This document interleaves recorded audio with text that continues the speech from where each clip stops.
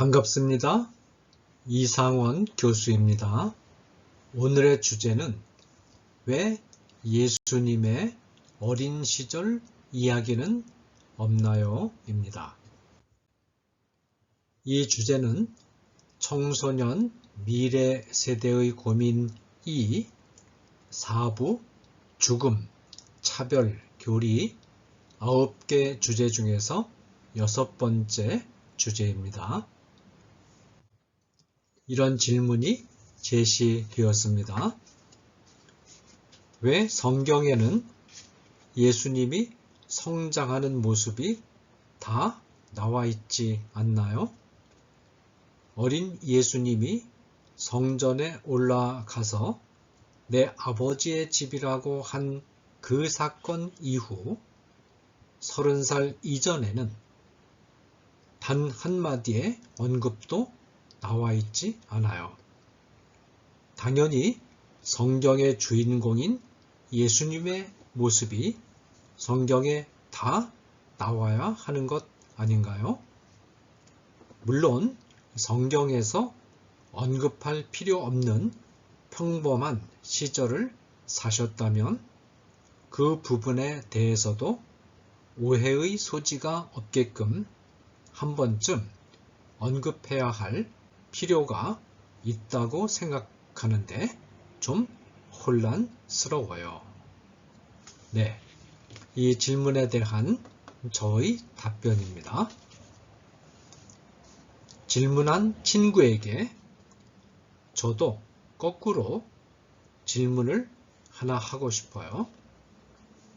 아담과 하와가 낳은 첫 아들이 누구일까요? 이 질문을 하면 많은 사람들이 그거야 당연히 가인이지요 라고 대답해요.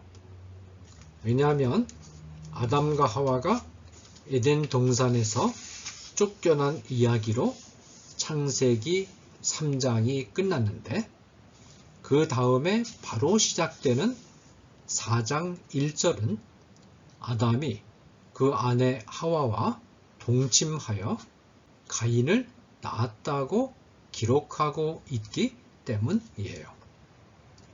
그런데 만일 가인이 아담의 첫 아들이라면 해결하기 어려운 문제가 발생해요. 가인은 아벨을 죽이고 난 후 하나님의 벌을 받아 쫓겨나기 전에 이런 걱정을 하죠. 창세기 4장 14절에 보면 무릇 나를 만나는 자마다 나를 죽이겠나이다. 가인은 자기를 만나는 사람이 자기를 죽일지도 모른다는 두려움에 사로잡혀 있는 거죠. 자, 어떤 문제가 발생할까요?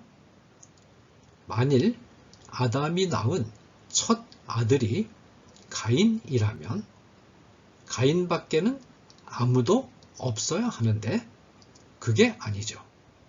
벌써 세상 곳곳에 많은 사람이 살고 있었고 가인은 이 사람들이 자기를 죽일지도 모른다는 두려움에 사로잡혀 있었어요. 그러면 이 많은 사람은 누가 낳았을까요? 답은 하나밖에 없어요. 아담과 하와가 그리고 가인 이전에 등장했던 아담과 하와의 후손들이 낳았다고 볼 수밖에 없어요. 아담과 하와는 가인을 낳기 전에도 이미 많은 자녀를 낳았고 아담과 하와의 많은 자녀들이 또 자녀를 낳아서 이 자녀들이 세상에 널리 흩어져서 살고 있었죠.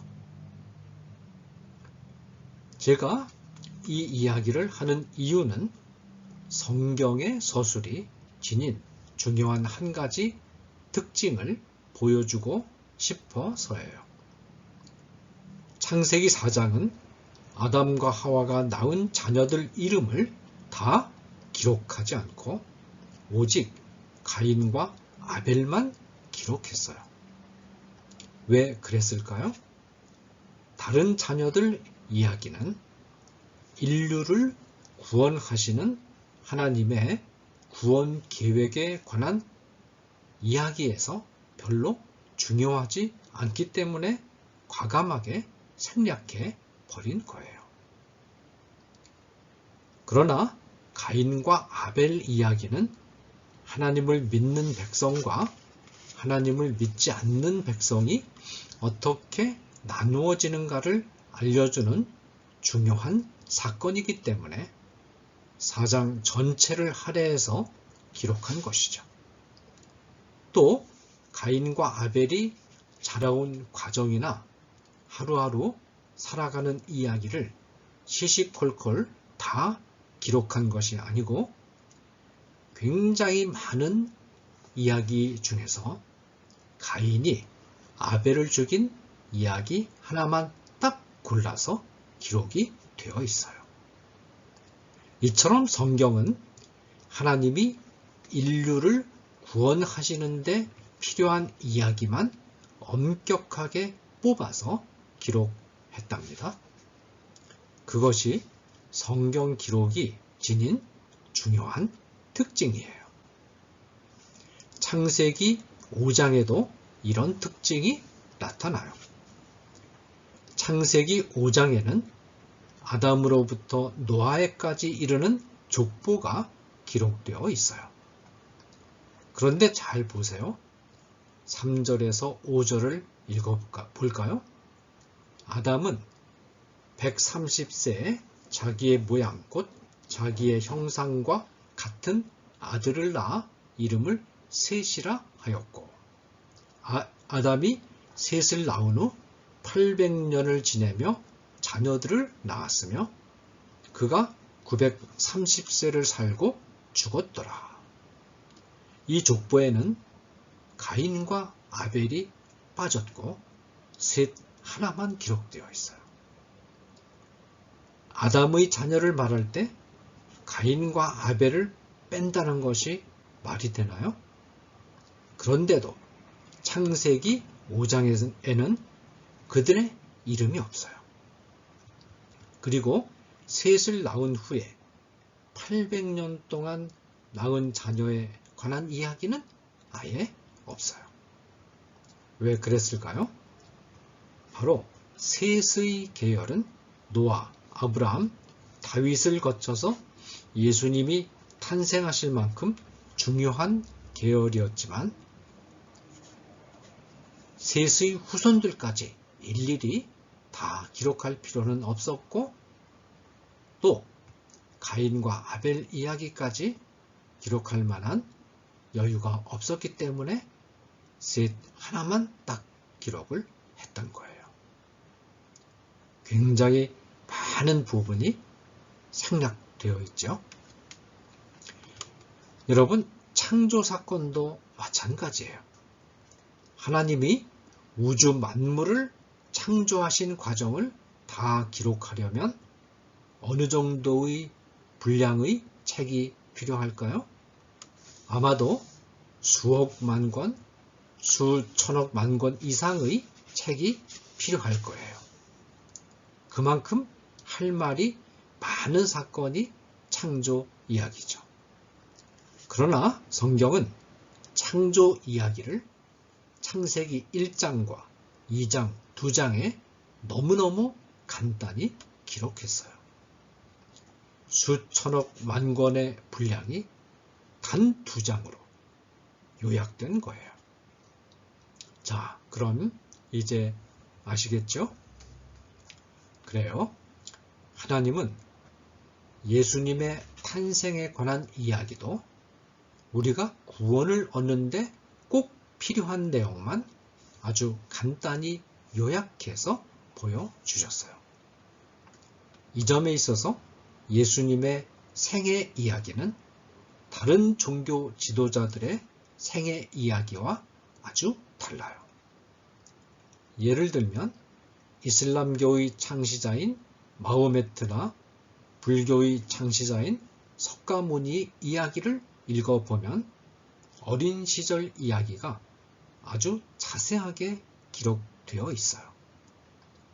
그렇지만 이 기록 중에는 마호메트나 석가모니를 훌륭한 인물로 만들기 위하여 과장된 내용이 많고 꾸며낸 이야기들도 많아요.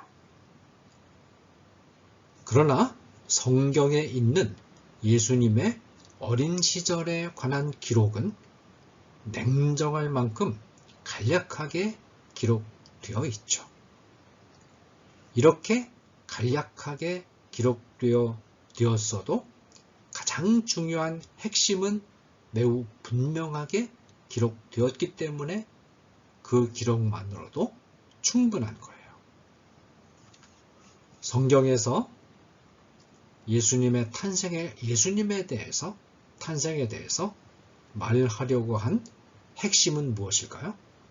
그것은 예수님이 인간이신 동시에 하나님이시라는 거예요. 예수님에 관하여 몇천 권의 책을 읽고 예수님이 태어날 때부터 죽을 때까지 모든 삶의 모습을 다 기억하고 있어도 예수님이 인간이시며 동시에 하나님이시라는 진리를 모르면 모두 다 헛방이에요. 안고 없는 찐빵인 거죠. 그러나 예수님이 인간이신 동시에 하나님이라는 사실만 알면 예수님을 아주 정확하게 알고 있는 거예요. 그런데 예수님의 어린 시절에 관한 성경의 기록은 이 진리를 충분하고 명쾌하게 보여주고 있어요. 예수님의 어린 시절 이야기는 예수님이 마리아의 뱃속에 잉태된 이야기로부터 시작이 돼요. 요셉은 마리아가 자신과 잠자리를 같이 하지 않았는데도 아기를 가진 것을 보고 깜짝 놀랐죠. 마음이 착했던 요셉은 마리아가 곤경에 빠지지 않도록 마리아와의 관계를 조용히 끝내려고 했어요. 이때 천사가 요셉에게 찾아와서 이렇게 말했어요. 그에게 잉태된 자는 성령으로 된 것이라. 마태복음 1장 20절 말씀이죠.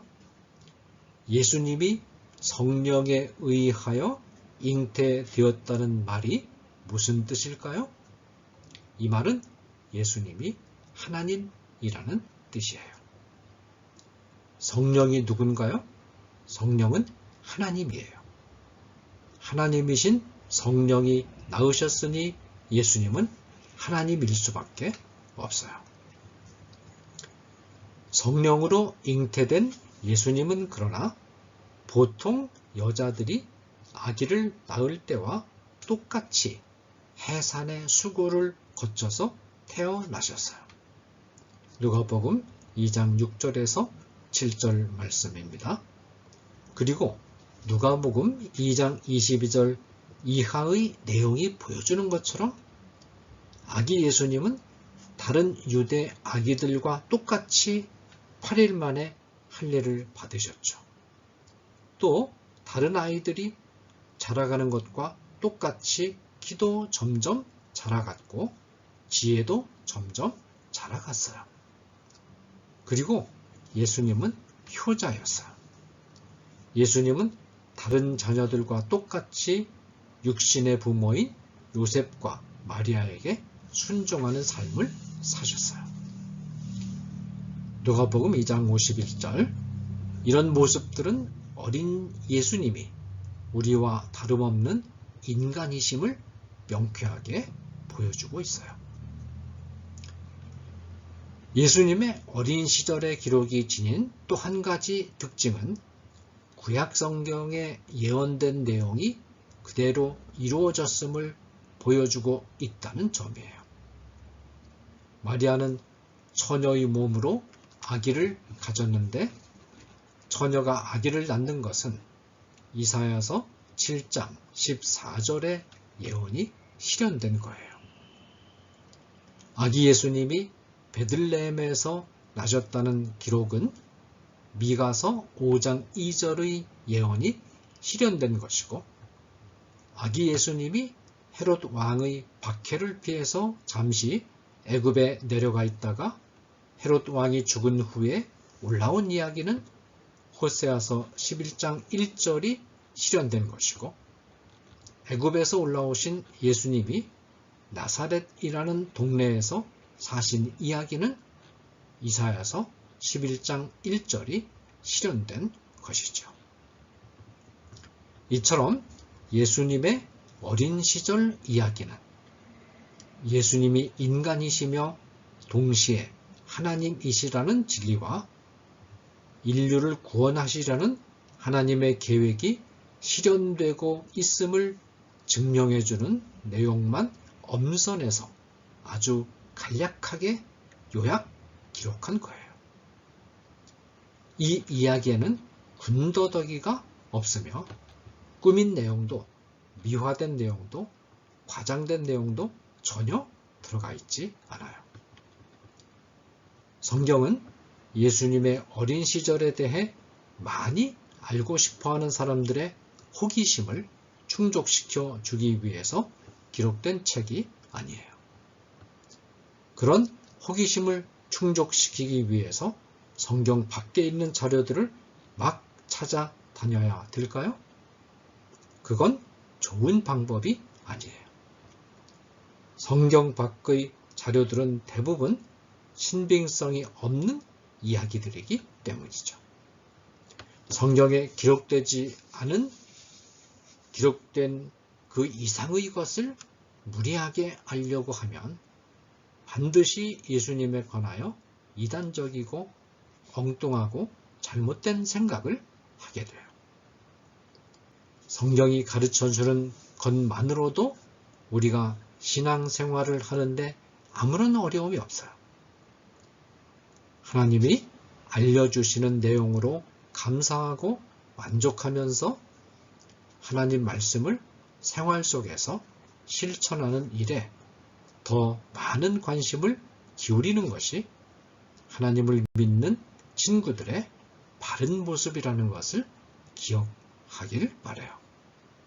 감사합니다.